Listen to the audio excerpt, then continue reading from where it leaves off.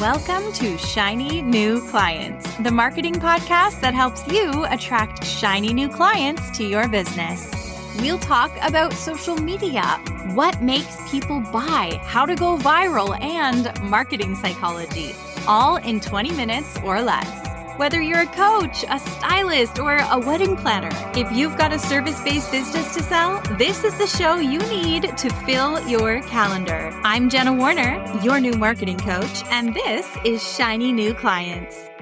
Why not start the podcast with a humble brag? No, I'm kidding. It's a humble brag, but there is a moral to this story. Okay, so I made a video. I was just like eating an apple and being silly. And I said, like me, when you have to tell your client that a post that took you 15 minutes to make sends 1,500 people to their website, which is a true story.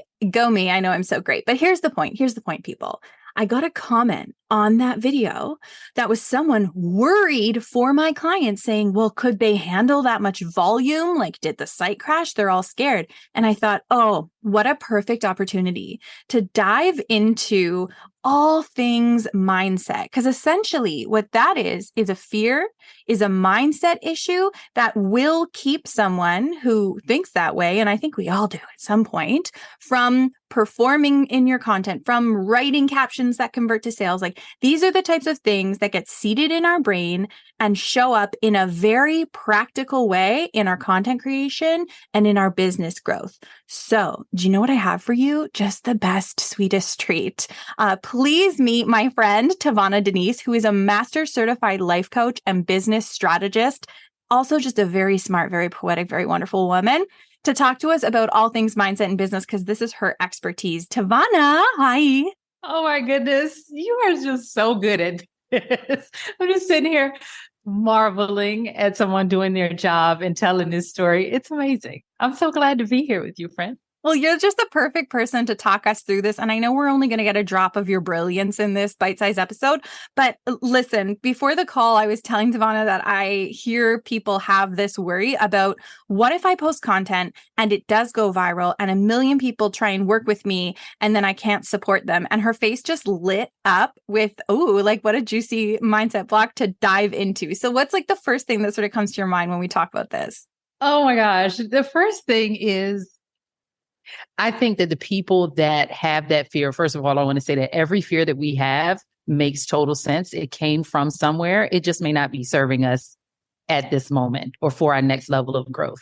And so I think when people talk about mindset stuff or quote unquote limiting beliefs, it becomes this shameful, dirty thing and there's a lot of judgment around it. And when there's a lot of judgment and shame around something, we don't even want to look at it so that we can even do something about it. So I want to first say that the reason why, at least I think, that people have that fear of what if so many people come is because you're a good person and you have a lot of integrity and you want to be able to serve your clients to the nth degree, to the highest level. And so there is this fear that comes into our nervous system that's like, oh my gosh, if I have all these people, I won't be able to take care of them or take good care of them like I normally would. So I want to first honor that. That's amazing that you're a good person with high integrity. And what it does on the other side, it shuts us down from having really any clients or as many clients as we want to have. So I want to start there. The second thing that I want to say about this is it's your business. It's like a faucet. You are always in charge of the knob on the faucet. And so if 1,500 people come to the website, well, maybe, and I love these things, so I'm getting really excited. That's why you wanted to start with this. But maybe we put in place some kind of system or process that can collect the people and put them maybe on a wait list so that when a spot becomes available, we service them. We are never at the mercy of our clients. And that's why I really want to impress upon people that you're in charge. You're in charge of the faucet. You turn it on, you turn it up, you turn it down, you turn it off. And so those are two things that I would start with there and pause so that Jenna can interject before I say the next part.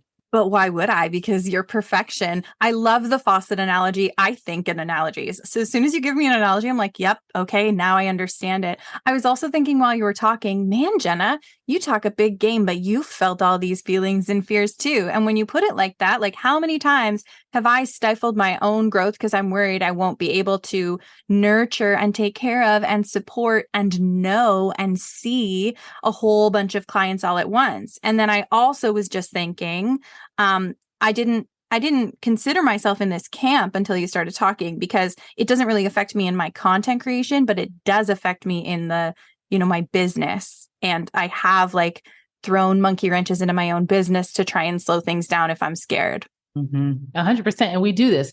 And so when I talk about putting some kind of process in place, and that's why I like being a mindset coach and a business strategist, because there's always the action, but there's also how we're thinking and feeling that causes us to either do things or not do things. So we do things to muck things up and throw monkey wrenches and what do they call sabotage our business. And we don't do things that we know we need to do that would help us grow our business. And all of it is a protective mechanism for, go back to the first thing I said, because we have high integrity, we have high standards, we want to take care of people.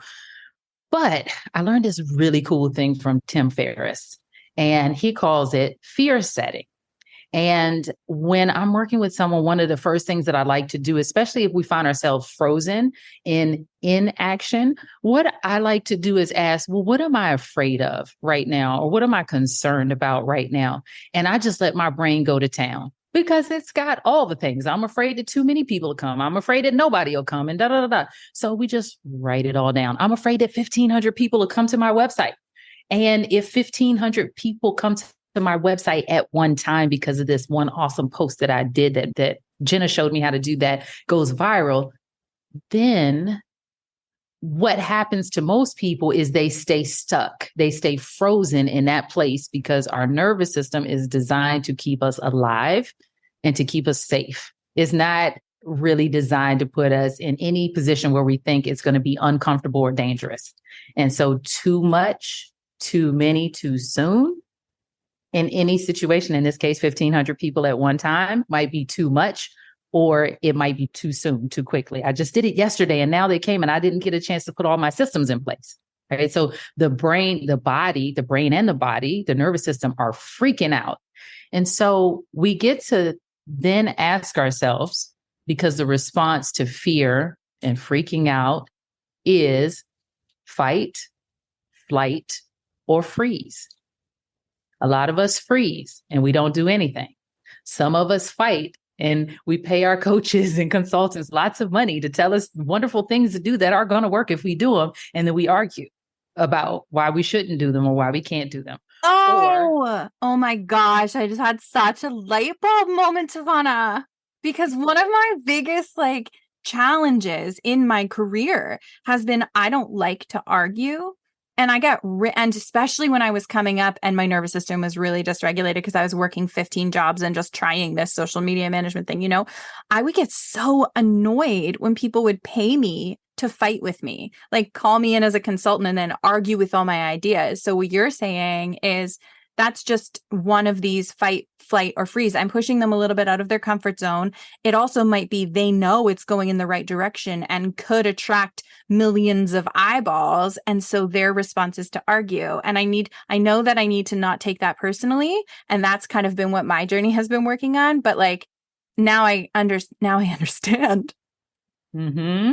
Totally. So either we freeze, we fight, or flight. We run away. This is where we just go. So we just don't do anything. We just stop doing it altogether.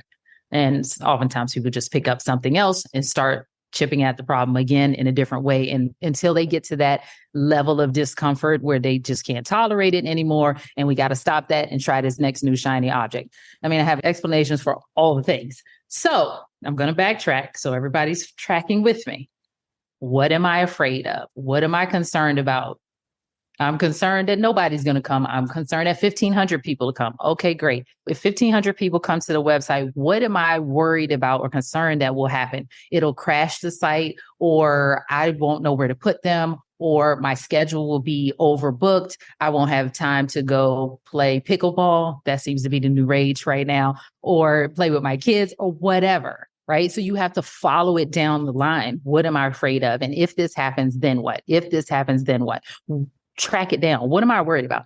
And so once you really are clear about, well, what are the fears? What are the concerns? What are the hesitations? Then now that it's all laid out in black and white, and I literally recommend writing this down because just trying to do it in your head doesn't work. Then we get to put some kind of procedure into place or a policy into place.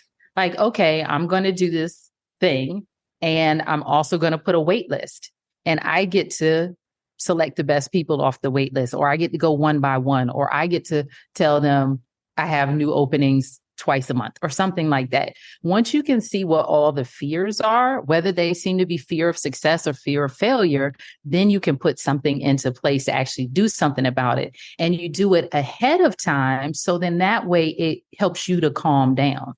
We can't be creative if we're not in a calm space. And so get the fear out, do something about it. Because most of the time stuff is not going to happen, but we have to have, like, the brain is used to forecasting danger. And so it's thinking 2 or 3 steps ahead. And so we got to say, well, if this happens, then I will answer in this way, or I will respond in this way. And then that way the plan is already out in paper. And then you actually have it if the 1,500 people come to the website. So then that way you feel free, you have the capacity to actually do the work that might get the 1,500 people to the website. Does that make sense? Yeah, it does. And I think that, I don't know if this is just me and like how I was raised, but I'm always trying to be a positive person, and I'm always like cognizant of what I'm manifesting and all of that. So I would never just, until now I totally will, because I will do whatever you say, but I would never just write out all of these fears and negative things for fear that I would then make them more real by writing them down. But what you're saying is, by writing them down, we can clear them, we can address them, or we can realize maybe they're a little bit silly. Yeah, pretty much. That's exactly what I'm saying. I think the other thing is more like shining a light on it makes it go away, like the boogeyman in the closet. It might have been a shadow, but as soon as you turn the light on, the shadow's gone. Okay, I'm going to make an analogy and give you a life hack if you don't already know this. You know how there's always that one whiteboard that somebody wrote on with a permanent marker? The way to get the permanent marker off of the whiteboard is to take a proper whiteboard marker and trace over the permanent marker. And then you can literally just wipe it away. Like, you no longer need to Google baking soda recipes and all the things to get rid of permanent marker. That's all you have to do. And I kind of feel like that's what this is. We're going to like write down the fear, and then we're going to like, do you know what? It's almost like canceling it out by like acknowledging it. Totally. I love it. I do want to get your take on just, I don't want to put you too much on the spot, but there are a lot of people listening who are afraid to be seen. And I think that this exercise that we've been talking about is going to help with that. But do you have any advice or questions people can ask themselves if they're just like afraid to be in front of the camera and be seen by a whole pile of people? My favorite go-to is like, it's still why. Like the most simple question, why am I afraid to be seen? Or what am I concerned about? It's the same question that we asked when I was talking about fear setting. What am I worried about? What am I afraid of? What am I concerned about? What is my hesitation? Like any variation of those, because sometimes why doesn't just get it. Like, what am I concerned about? Well, I'm concerned, especially if you're going from a job to a business, I'm concerned that my boss will see it. Okay. I've got that one. I've heard that one. Yeah. If they do, then what? What's wrong with them seeing it? Right? Is there a legitimate concern about that? Like, is it in the company policy that you're not supposed to be posting? Is there a conflict of interest? Like, really, this is the part where I'm talking about, just don't stop at that first level. Really figure out, like, what's at the root of this? Why is that a concern? What is the concern and why is that a concern? Maybe that'd be a better way to put it. Okay, so take this example. There is a company policy that I'm not supposed to be posting. What happens if that feels like a dead end? There's never a dead end. There's always more than one way to get things done. I love that. Always. And it actually might even be better for you. Who knows? And with that, unless you're driving, I think that you, dear listener, should grab a pen and start and take action on this. Why wait? Why, like TaVona said, why do it in your head? Like, what's the worst that could happen if you try this exercise? It could be a complete game changer. And you could be looking back at this podcast episode going like, holy crap, that one day changed my life, or not. What's the worst that could happen? What do you think, TaVona? I'm here for it. Okay. So right now, who should be reaching out to you and for what? And like, where can we find you? Right now, I love that you put that in front of there because I give myself permission to evolve and pivot, as should you, dear listener. Right now, I love working with people who want to have more influence in their industry, who want to be more visible. And sometimes they're just letting some of the mind stuff get in the way. And to me, some of the mind stuff blends with the strategy because we overcomplicate things. I literally had a client in the session that I did just before we hopped on say, hey, wait a minute, my business gets to be that simple?